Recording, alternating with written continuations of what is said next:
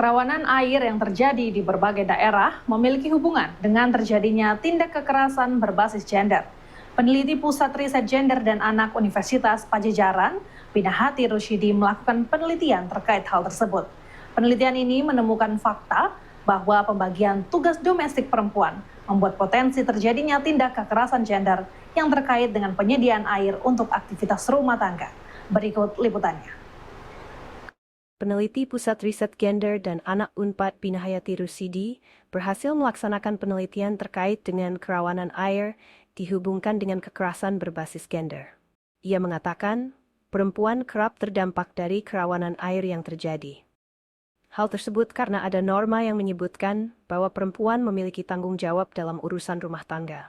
Air erat kaitannya dengan urusan rumah tangga seperti mencuci, memasak, dan lain-lain, sehingga perempuan dibebankan untuk mencari, mengumpulkan, dan mengelola air. Ya, di dalam masyarakat kita mengenal adanya istilah gender roles, ya, peran gender, ya, adalah di mana ada norma-norma tertentu, gitu ya, aturan-aturan tertentu yang mengatur yang pantas itu perannya itu apa sih? Laki-laki itu pantasnya apa perannya, perempuan tuh pantasnya apa. Nah, di hampir seluruh dunia, ya, di hampir seluruh bagian dunia, perempuan itu memang mendapatkan peran yang dekat dengan pengelolaan air. Kenapa?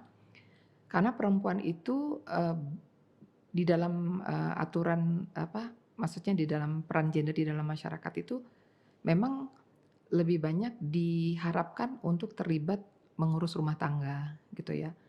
Dengan pekerjaan-pekerjaan selain mengurus anak, mengurus yang sakit, ya, masak, nyuci, bebersih, gitu ya.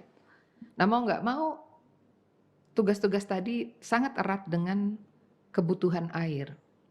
Nah, sayangnya perempuan di sini dia melakukan itu, dia nggak hanya diem saja, dia harus melakukan mencari air jika tidak ada.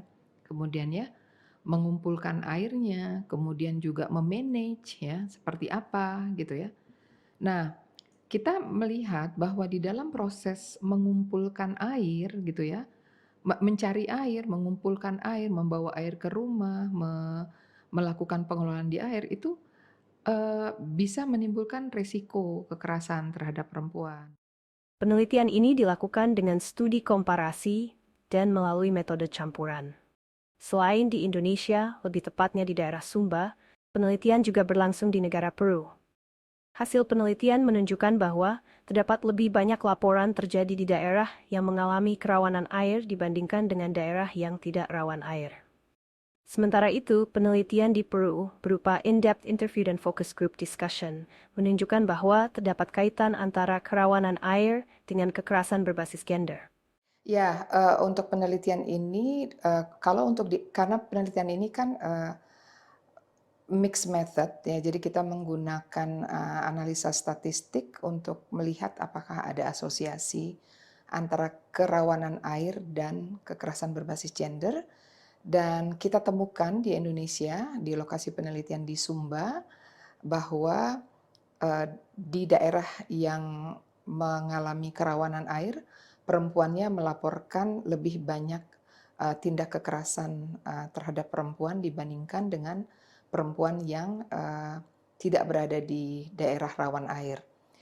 Sementara di Peru, karena pada waktu itu kejadian penelitiannya dilakukan pada masa pandemi dan tidak bisa dilakukan survei, maka dilakukan bentuk-bentuk focus group discussion dan bentuk in-depth interview, dan kita memang menemukan berbagai evidence yang menunjukkan memang kelangkaan air itu berkaitan dengan kekerasan terhadap perempuan di wilayah Peru. Jadi dua penelitian ini mengkonfirm bahwa ada keterkaitan antara kerawanan air dan kekerasan terhadap perempuan.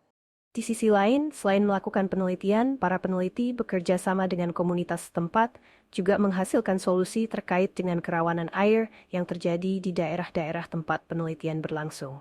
Diseminasi hasil riset ini dapat Anda saksikan dalam program Heart Talk. Dari Jatinangor, Sumedang, tim liputan di Via TV melaporkan untuk UBI TV.